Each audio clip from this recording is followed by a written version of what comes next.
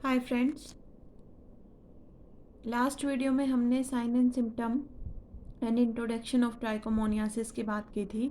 इस वीडियो में हम इसे आगे कंटिन्यू करेंगे और बात करते हैं डायग्नोसिस ऑफ ट्राइकोमोनियासिस। अगर ट्राइकोमोनियासिस किसी ह्यूमन में होता है, मोस्टली फीमेल में, तो उसे हम कैसे डायग्नोस कर सकते हैं, कैसे पहचान सकते हैं। तो दो वे हैं, दो तरीके हैं इसे डायग्नोस करने के।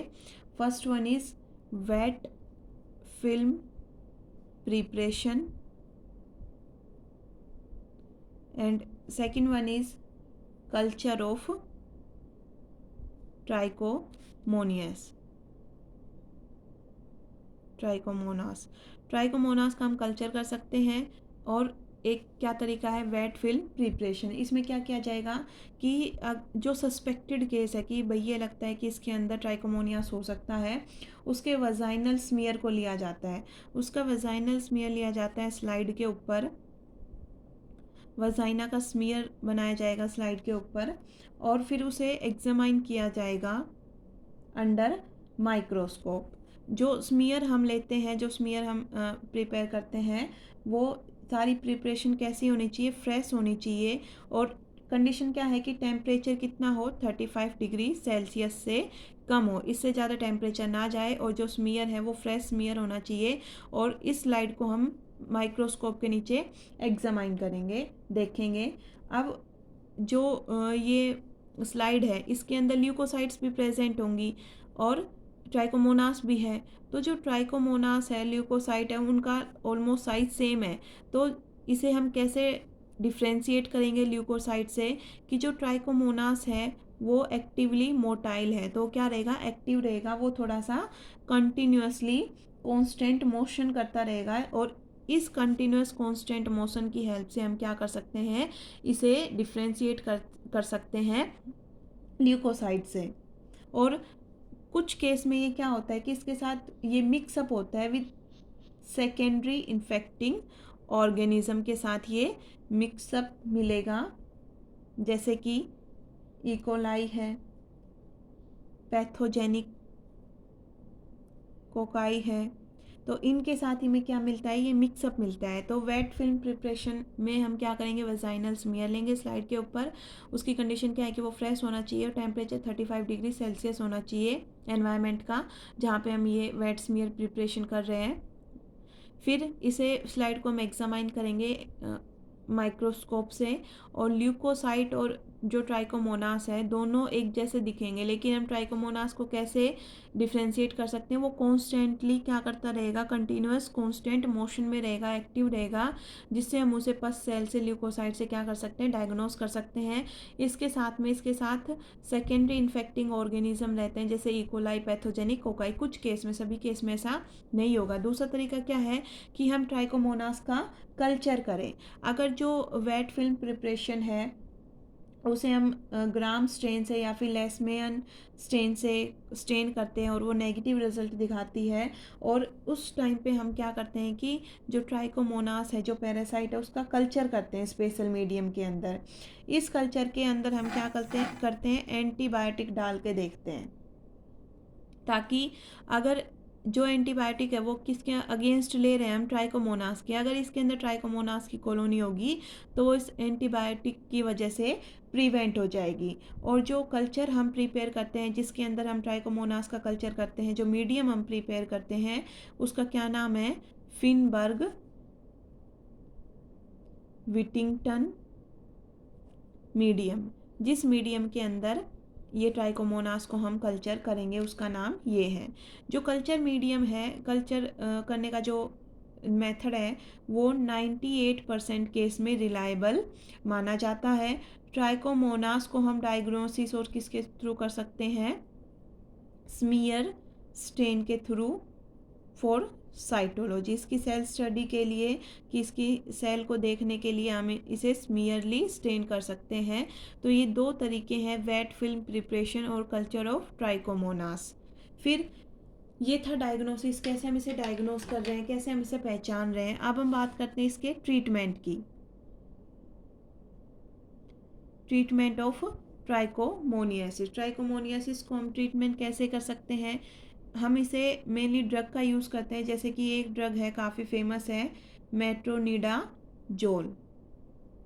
मेट्रोनिडाजोल का हम यूज़ कर सकते हैं। इसकी क्या क्वांटिटी रहेगी कि 200 mg मेट्रोनिडाजोल का यूज़ करते हैं बाय ओरली और 3 times in a day for 7 days।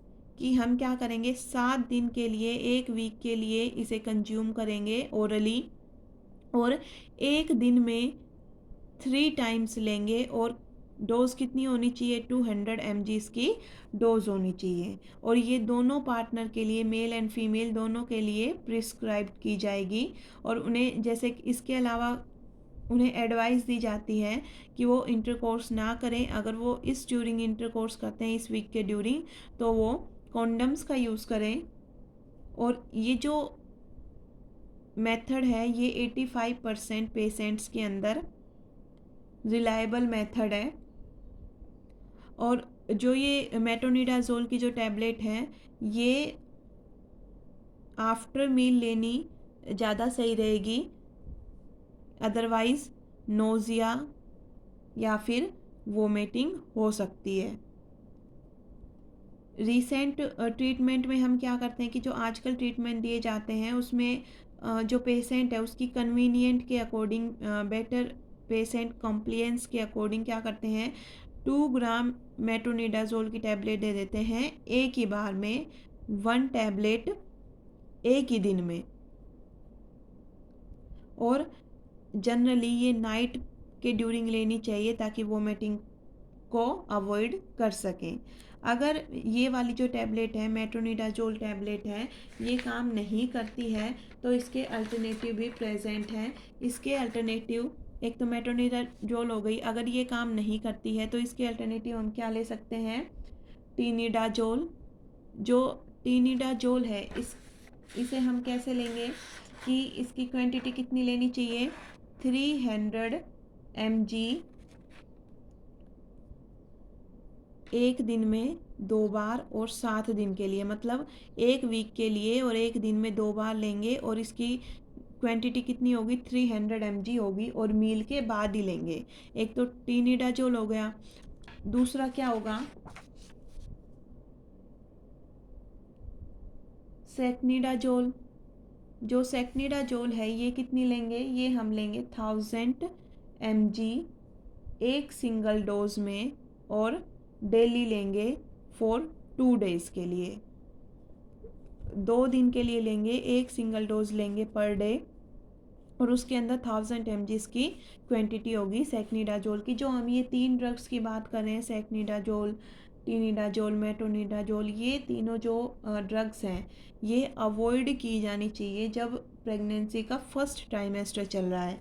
During early pregnancy जो फर्स्ट ट्राइमेस्टर है उसमें हम ये ना लेके, ड्रग्स ना लेके, हम क्या कर सकते हैं कि जो विनेगर है, विनेगर डोज का यूज़ कर सकते हैं ताकि जो पीएच है उसे क्या कर सकें, हम पीएच को लो कर सकें, क्योंकि हाई पीएच होगा तो ट्राइकोमोनियासिस होने के चांस ज़्यादा हैं। तो पीएच को लो रखने के लिए हम ये विनेगर डोज का यूज़ कर सकते हैं। दूसरा, हम ट्राइकोफ्यूरन सपोजिटरीज का यूज़ कर सकते हैं। तीसरा, बिटाडीन जेल का यूज़ कर सकते हैं। इसके अलावा कॉन्डम्स यूज़ करने चाहिए। कॉन्डम प्रिवेंट करते हैं सेक्सुअली ट्रांसमिटेड इन्फेक्शन को। ये 3 तो मेन ड्रग हैं। इनके अलावा भी एक ड्रग और है, ओर्निडाजोल। ये मिलती है ओर्निडा नाम से, ओर्निडा नाम से मिलेगी ओर्निडाजोल। ये एक्चुअल में क्या है, ये है 5 nitro imidazole derivative, 5 nitro imidazole derivative.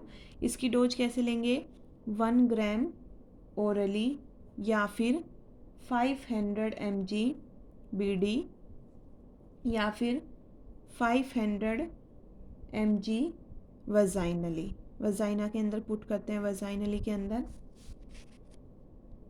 ये जो ओर्निडाजोल है, इसकी जो डोज है, ये ट्राइकोमोनियासिस में भी काम आती है और जो बैक्टीरियल वजाइनोसिस है उसमें भी काम आएगी।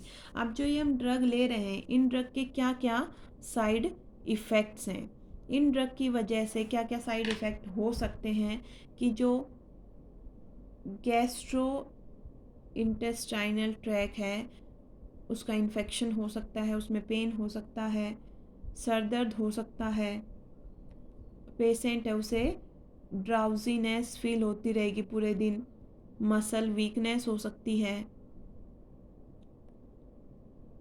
और स्किन रिएक्शन हो सकता है। अगर ये ट्राइकोमोनियासिस किसी यंग गर्ल में है, चाइल्ड में है, तो जो चाइल्ड है उसके लिए प्रीफर किया जाता है 25 mg BD, एक एडिक्वेट अमाउंट है, इनफ अमाउंट है इसकी ओर्निडाजोल की। अब प्रिवेंशन की बात करें कि हम प्रिवेंशन कैसे कर सकते हैं, ये बात कही जाती है ना, prevention is better than cure. तो प्रिवेंशन हम कैसे कर सकते हैं कि मल्टीपल पार्टनर के साथ सेक्स अवॉइड करके, मल्टीपल पार्टनर सेक्स अवॉइडेंस करके, दूसरा कि जो सिंथेटिक अंडरगारमेंट है उनका यूज़ ना करें, तीसरा कि जो फिंगर नेल्स हैं उन्हें शॉर्ट रखें, fourth one is reproductive part की हाइजीन को मेंटेन रखें, फिफ्थ कि किसी दूसरे पर्सन के पर्सनल स्टफ़ का हम यूज़ ना करें, और सेक्स के ड्यूरिंग, इंटरकोर्स के ड्यूरिंग कॉन्डम्स का यूज़ करें। अगर पार्टनर इन्फेक्टेड है तो इन्फेक्टेड पार्टनर के साथ इंटरकोर्स एक्टिविटी में इन्वॉल्व ना हो, और जब पब्लिक टॉयलेट का यूज़ करते हैं उस टाइम केयरफुल रहें। तो ये कुछ 8 प्रिवेंटिव मेजर्स हैं जिनका यूज़ करके हम ट्राइकोमोनियासिस से प्रिवेंशन ले सकते हैं। हमने पढ़ा prevention, diagnosis and treatment of trichomoniasis. Thank you.